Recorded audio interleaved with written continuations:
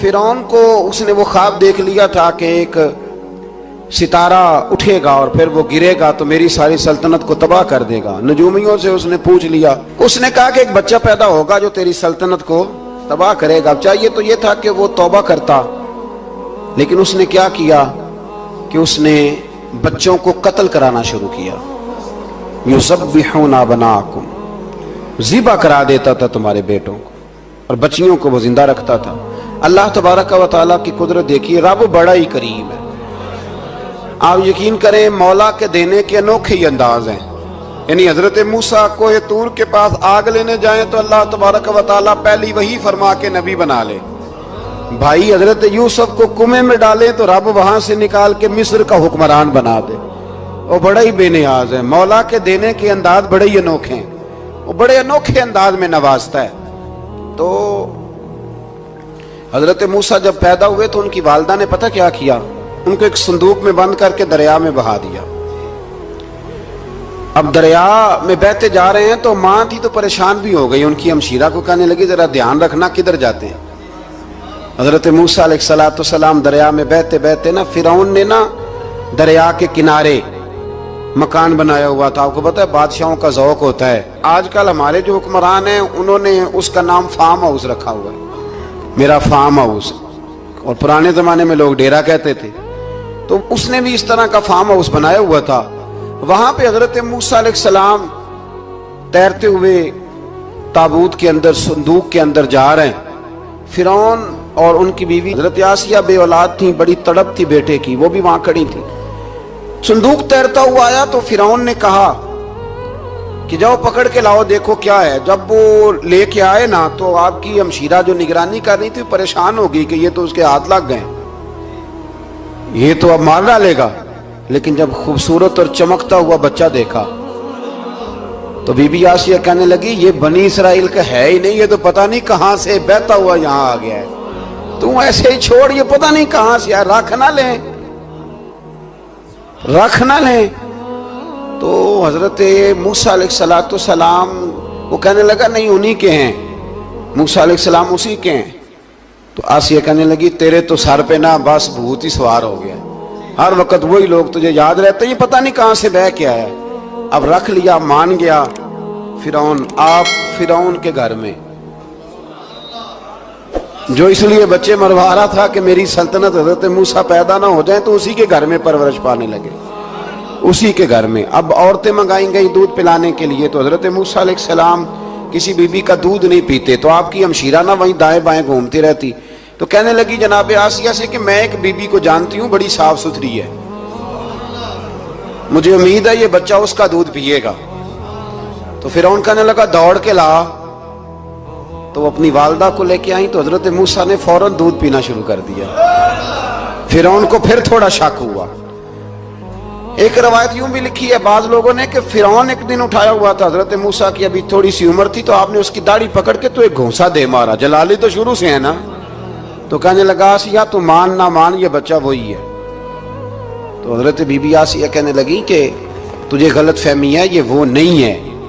اس نے کہا دیکھو نا یہ تو اٹھاتی ہے تو پیار کرتا ہے، اور میرے جب قریب آتا ہے تو اس کے لب و لہجے میں تلخی محسوس کرتا ہوں۔ اس نے کہا بچوں کو کیا پتا۔ خیر ایک طرف اس نے کھانے پینے کی چیزیں رکھتی، ایک طرف انگارے رکھ دیے۔ وہ بھی حضرت آسیہ کہتی ہیں کہ تجھے سمجھ آئے بچے بچے ہوتے ہیں۔ حضرت موسیٰ بچے تو تھے پر تھے تو اللہ کے نبی نا، اللہ کے نبی تھے۔ جب اس نے کہا نا یہ بچے ہیں تو حضرت موسیٰ علیہ السلام بجائے انگاروں کی طرف جانے کے نبی تھے، وہ سیدھے کھانے پینے والی چیزوں کی طرف بڑھنے لگے۔ فرعون کہنے لگا اب بتا۔ اللہ تعالیٰ نے حضرت جبریل کو بھیجا، انہوں نے کہا ادھر نہیں جانا آپ ادھر جائیے۔ تو آپ آگ کی طرف گئے اور ایک کوئلہ اٹھا کے زبان پہ رکھ لیا۔ تو آسیہ کہنے لگی سمجھ آئی، بچے کو کیا پتا کدھر جانا ہے کدھر نہیں جانا، اگر وہ اتنا ہی خیال ہوتا وہی بچہ ہوتا تو آگ۔ اور بعض مفسرین نے لکھا ہے یہ جو حضرت موسیٰ دعا مانگتے تھے نا رب اشرح لی صدری ویسر لی امری، یہ وہ آگ کا انگارہ جب کوئلہ منہ میں رکھا تھا نا تو اس کی وجہ سے زبان میں کچھ لکنت آ گئی، تو آپ دعا کرتے تھے کہ یا اللہ میری زبان کی وہ بند گرا کھول دے تاکہ میں کھل کے فرعون کے سامنے بات کر سکوں۔ وہیں حضرت موسیٰ پلنے لگے، وہیں پلے، وہیں جوان ہوئے، وہیں اللہ نے ساری دولتیں دی، بہن بھی ملی، ماں بھی ملی، اور سارے عزیزوں کا پیار بھی ملا. اسی گھر کے اندر اللہ نے پرورش کر کے فرعون کے ظلم سے بنی اسرائیل کو نجات عطا فرمائی. تو موسیٰ پھر فرعون کے گھر میں پلنے لگے اور جب جوان ہو گئے تو فرعون کے ہاں جو ظلم ہوتا تھا حضرت موسیٰ اس پر بول پڑتے تھے, جلال فرماتے تھے. تو فرعون پھر ناراض رہنے لگا, یہاں تک کہ اس نے آپ کو نکال دیا, آپ تشریف لے گئے وہاں سے. تو حضرت موسیٰ ایک دن شام کے وقت دوبارہ آئے بستی میں, لوگ سوئے ہوئے تھے.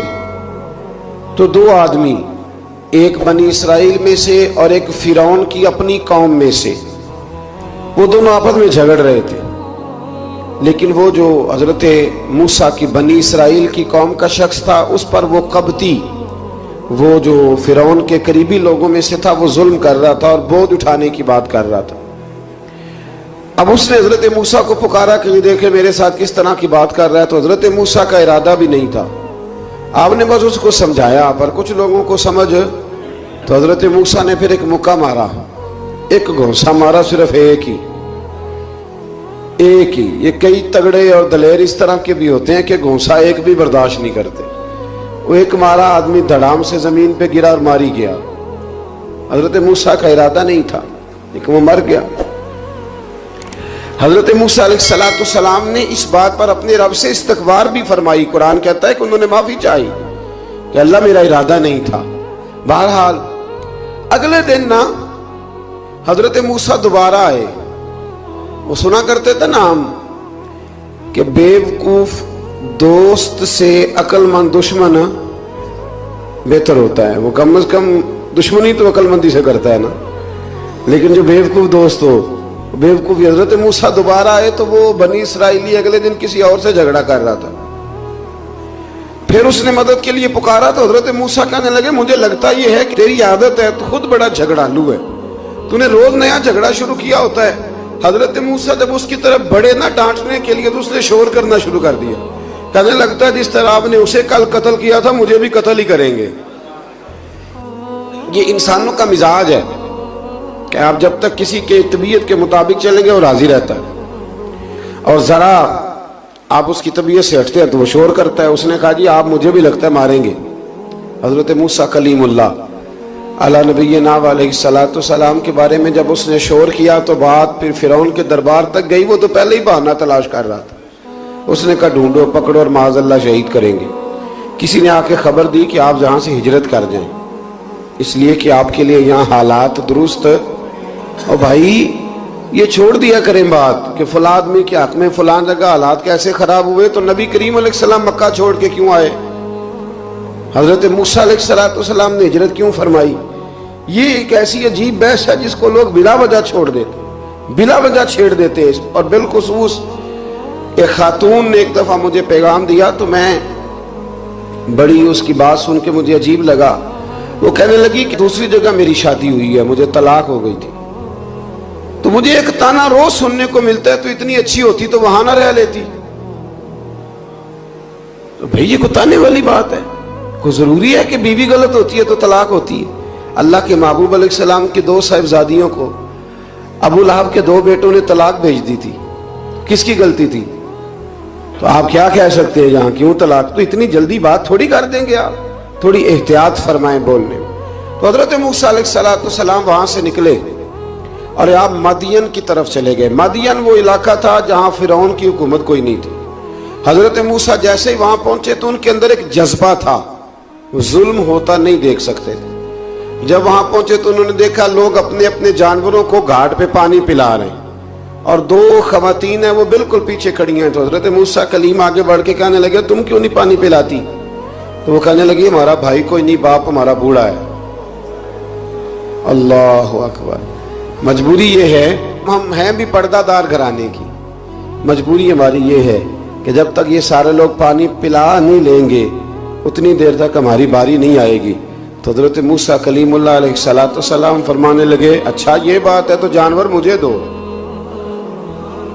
وہ ہو یہ رہا تھا کہ چونکہ مرد پانی پلا رہے تھے اور جتنے بھی مرد آتے جاتے تھے وہ گھستے جاتے تھے اور عورتیں بیچاری کھڑی تھیں. حضرت موسیٰ جھٹ سے آگے بڑھے, پیچھے ہٹو. उन दो खवातीन पाकबाज औरतों के जानवरों को पानी पिलाया और फिर आप दोबारा वहीं बैठ गए। वो बीबियां जल्दी जल्दी घर गईं, जाके अपने वालिद से कहने लगी, अब्बा जी कमाल हो गया, इस बस्ती में एक ऐसा आदमी मिला है जो औरतों की तरफ देखता है तो नेकी करने के लिए आगे बढ़ता है, जो मजबूर और बेकस के लिए अच्छे जज्बात रखता है। फरमाया जल्दी लाओ। कुछ मुफस्सिरीन और तरफ भी गए हैं, लेकिन जमहूर ने लिखा है कि वो हजरत शुएब अलैहिस्सलाम थे। हजरत शुएब ने घर बुलाया, अपनी एक बेटी को भेजा, फरमाया बेटे बुला के लाओ। वो जब घर आए तो आप फरमाने लगे, आप मेरे साथ उजरत तय कर लें, 8 साल या 10 साल आप मेरी बकरियों को चराएं, मेरे घर में रहें। और फिर फौरन ही फरमाने लगे, अगर आप हमारे घर में रहेंगे, देखभाल करेंगे, तो मैं अपनी एक बेटी का निकाह भी आपके साथ कर दूं। तो 8 से 10 साल हजरत मूसा ने वहां क़याम फरमाया। और फिर जब आपका निकाह हो गया तो आप अपनी बीवी को लेके मिस्र की जानिब जा रहे थे, तो रास्ते में ना ठंड ज्यादा हो गई, तो अपनी ज़ौजा से कहने लगे, वहां आग जल रही है, मैं तेरे लिए आग लेके आता हूं ताकि तू ताप सके, गर्मी हासिल कर सके। वहां गए तो दरख्त से आवाज आई, मूसा मैं तेरा रब हूं। दरख्त से आवाज आई, मूसा मैं तेरा रब हूं। और हजरत मूसा कलीमुल्लाह को वहां वही आनी शुरू हुई। वहां वहीं अल्लाह ताला ने उन्हें वो असा अता फरमाया जो फिर बाद में अज़दहा बनता था। रब करीम ने वहीं हजरत मूसा कलीम को वहीं यदे बैजा अता फरमाया। अपना हाथ गिरेबान में डाल के निकालते थे तो चांद और सूरज की तरह रोशनी दिया करता। यदे बैजा लिए बैठे हैं अपनी। मैं कभी कभी कहा करता हूं कि मौला के देने के अंदाज बड़े अनोखे हैं। भाई यूसुफ को कुएं में फेंकते हैं तो अल्लाह मिस्र का हुक्मरान बना देता है। फिरौन तकलीफ देता है, बाजार हजरत मूसा को देश से निकालता है तो अल्लाह तबारक व तआला उन्हें नबुव्वत की दौलत अता कर देता है। तो ये अल्लाह तबारक व तआला की तकसीम है ना जी। और मौला के देने के अंदाज अनोखे हैं, निराले हैं, बेनियाज है ना। जब देता है तो फिर कमाल ही करता है। तो फिर हजरत मूसा वहां से वापिस आए और आकर के आप ढील दो और जादूगरों को जमा करो। जादूगर आए, उन्होंने फिरौन से कहा कि हम हजरत मूसा के मुकाबले में जादू तो दिखाएंगे माज़ अल्लाह, लेकिन अगर हम गालिब आ गए तो फिर हमारा इनाम क्या होगा? सौदा पहले तय कर रहे हैं, क्या इनाम मिलेगा? उसने कहा कि अगर तुम गालिब आ गए तो मैं तुम्हें अपना करीबी बना लूंगा। बादशाहों का करीबी होना भी तो बड़ी बात है ना। लोग बड़े पापड़ बेलते हैं करीबी होने के लिए। और ये जो करीबी होते हैं ना, बिलखुसूस जो बादशाहों के करीबी होते हैं, बादशाहों की तबाही का सबब भी यही लोग ही बनते हैं। ये उनको रोज खबर देते हैं कि सब अच्छा है, सब अच्छा है। और दुनिया के ज्यादातर हुक्मरान इन्हीं लोगों की वजह से तबाह होते हैं, क्योंकि उनका खुद अवाम से राब्ता नहीं रहता। अगर वो खुद अवाम के साथ डायरेक्ट राब्ता करें तो शायद उन्हें अच्छी और साफ सुथरी चीजें समझने को मिल जाए। खैर, जादूगरों ने जब कहा हमें क्या दोगे, तो उसने कहा तुम्हें करीबी बना लूंगा। जादूगरों ने मूसा अलैहिस्सलाम से कहा कि आप पहल करेंगे या हम पहल करें? तो मूसा अलैहिस्सलाम ने कहा तुम पहल करो। जब जादूगरों ने अपनी रस्सियां जमीन पे डाली तो लोगों की निगाहों को सहर ज़दा कर दिया, जादू कर दिया और उन्हें डरवा दिया। उन्होंने कहा ये तो बड़ा जादू ले आए। अल्लाह ताला ने हजरत मूसा अलैहिस्सलाम को हुक्म दिया कि आप भी अपना आसा जमीन पे डालें। उनकी रस्सियां सांप बन गई थी ना। दरअसल वो सांप बनी नहीं थी, लोगों की आंखों पर जादू हो गया था, उन्हें सांप नजर आ रहा था। फरमाया आप भी अपना आसा जमीन पे डालें। वो आसा सांप बना और जादूगरों की सारी चीजों को निगल ही गया। उनकी बहुत सारी रस्सियां सांप बनी थी, इनका एक ही आसा सांप बना और सबको निगल गया। इस तरह के मोजज़े की हकानियत और जादूगरों का बुतलान साबित हुआ और फिरौनी रुसवा हो गए। जादूगर सजदे में गिर गए और अल्लाह पर ईमान ले आए। फिरौन ने उन्हें धमकी दी कि तुम मेरी इजाजत के बगैर ईमान ले आए हो, मैं तुम्हारे हाथ और पांव मुखालिफ सिमत से काट दूंगा, यानी उल्टा हाथ काट दूंगा, सीधा पैर काट दूंगा। मेरी बगैर इजाजत ईमान ले आए हो और तुम्हें सूली पे भी चढ़वा दूंगा। उन्होंने कहा कि ईमान लाने की पादाश में तुम हमें सजा देना चाहते हो। फिर उन्होंने अल्लाह ताला से सब्र और इस्तकामत की दुआ की। इसके बाद फिरौन ने बनी इसराइल के बेटों को कत्ल करने की और बेटियों को जिंदा छोड़ने का हुक्म दे दिया। मूसा अलैहिस्सलाम ने कौम को सब्र की तलकीन की और कहा कि नेक अंजाम अहले तकवा के लिए, یہاں ایک لطیف بات ہمارے صوفیاء نے بھی لکھی ہے. صوفیاء کہتے ہیں کہ فرعون نے کلمہ نہیں پڑھا پر جادوگر کلمہ پڑھ گئے. وہ کس طرح کلمہ پڑھ گئے؟ تو کہنے لگے دراصل انہوں نے آتے ہی حضرت موسیٰ کا ادب بڑا کیا تھا. جادوگر حضرت موسیٰ کے مقابلے میں آ کے بھی ان سے کہتے ہیں کہ رسیاں آپ پہلے ڈالیں گے کہ ہم ڈالیں، آپ اصحاب پہلے رکھیں گے کہ ہم رکھیں. تو اتنا سا ادب کیا تو رب کریم نے فرمایا جو نبی کا ادب کرے وہ بے ایمان نہیں رہ سکتا. جو نبی کا ادب کرے وہ بے ایمان نہیں رہ سکتا، اور جو نبی کی بے ادبی کرے وہ ایماندار نہیں رہ سکتا. ختم ہو گئی بات. یہاں ہمارے صوفیاء نے یہ بات لکھی ہے کہ چونکہ انہوں نے آتے ہی کہا تھا کہ آپ پہلے ڈالیں گے یا ہم پہلے ڈالیں، تو حضرت موسیٰ سے انہوں نے پوچھ لیا. نبی کے پوچھے بغیر پہل نہیں کی تو اللہ نے انہیں ایمان کی دولت عطا کر دی. اللہ تعالیٰ نے فرعونیوں پر قحط سالی کا عذاب نازل کیا. فرعونیوں کا طریقہ یہ تھا کہ اچھائی کو اپنا کمال گردانتے تھے، کہتے تھے یہ ہماری طرف سے، اور برائی کو معاذ اللہ بدشگونی کے طور پر موسیٰ علیہ السلام کی طرف منسوب کرتے تھے. کہتے تھے معاذ اللہ آپ کی وجہ سے یہ سارا کچھ ہو رہا ہے. ہوتے نا، نہیں کہتے ہیں جب سے میں وہاں گیا ہوں تب سے. ہمارے بزرگ ایک لطیفہ بھی سنایا کرتے تھے کہ کسی زمیندار نے نماز پڑھنی شروع کی تھی تو اس کے جانور مرنے شروع ہو گئے. اب لوگ سمجھتے ہیں کہ معاذ اللہ شاید یہ کسی بزرگ کے سبب سے ایسا ہے، حالانکہ یہ تو اللہ کی طرف سے آزمائش ہوتی ہے، اس کی حکمتیں ہوتی ہیں. اللہ تبارک و تعالیٰ نے ان پر عذاب کیا نازل کیا. آیت نمبر 130 اور 143 کا بھی آپ سورہ اعراف کی پڑھیں تو اللہ تعالیٰ نے ان پر ٹڈیوں کا، جموں کا، مینڈکوں کا اور خون کا عذاب نازل کیا. یہ کس قسم کا عذاب ہے؟ جمعے پڑ گئیں، ٹڈیاں آ گئیں، یہ اللہ نے عذاب نازل کیا. جب وہ عذاب میں مبتلا ہوئے تو موسیٰ علیہ السلام سے کہا کہ آپ اللہ سے دعا کریں کہ ہم سے یہ عذاب ٹل جائے. تو پھر اللہ تبارک و تعالیٰ نے بنی اسرائیل کو سمندر پار کر کے ایسی قوم کے پاس پہنچا دیا جو بتوں کی پرستش کرتی تھی. وہ تو بچ گئے لیکن فرعونی سارے دریا کے اندر غرق ہو گئے. حضرت موسیٰ علیہ السلام سے کہنے لگے کہ ہمارے لیے بھی یہ خدا بنا دیجئے. حضرت موسیٰ علیہ السلام نے فرمایا بت پرستی کرنے والے جاہل ہیں. یہ بت پرست قوم کے پاس جب گئے نا بنی اسرائیل والے، بت پوجتے ہوئے دیکھا تو کہنے لگے ہمارے لیے بھی سامنے بنا کے رکھ دو. فرمایا یہ تو جاہل ہیں، تم انہیں دیکھ کے اثر قبول کر رہے ہو اور اپنی جاہلیت کے باعث یہ ہلاک ہونے والے بھی ہیں. پھر اللہ تعالیٰ نے بنی اسرائیل پر اپنی نعمتوں کا ذکر فرمایا اور موسیٰ علیہ السلام نے اپنی قوم میں ہارون علیہ السلام کو اپنا جانشین فرمایا اور کوہ طور پر تشریف لے گئے. اللہ نے فرمایا وہاں آ جائیں، میں آپ کو تورات عطا کرتا ہوں. 40 دن کا یہ عرصہ تھا. موسیٰ علیہ السلام نے وہاں پہ جا کے، وہ سارا واقعہ بھی انہی آیات میں ہے کہ حضرت موسیٰ نے عرض کیا تھا کہ رب ارنی، یا اللہ میں تجھے دیکھنا چاہتا ہوں. تو فرمایا لن ترانی، تو نہیں دیکھ سکتا. وہ بھی یہاں اللہ نے ذکر فرمایا. پھر اللہ تعالیٰ نے اپنی ایک تجلی جب کوہ طور پہ ڈالی تو حضرت موسیٰ علیہ السلام تاب نہ لا سکے اور بے ہوش ہو گئے اور پہاڑ بھی ریزہ ریزہ ہو گیا.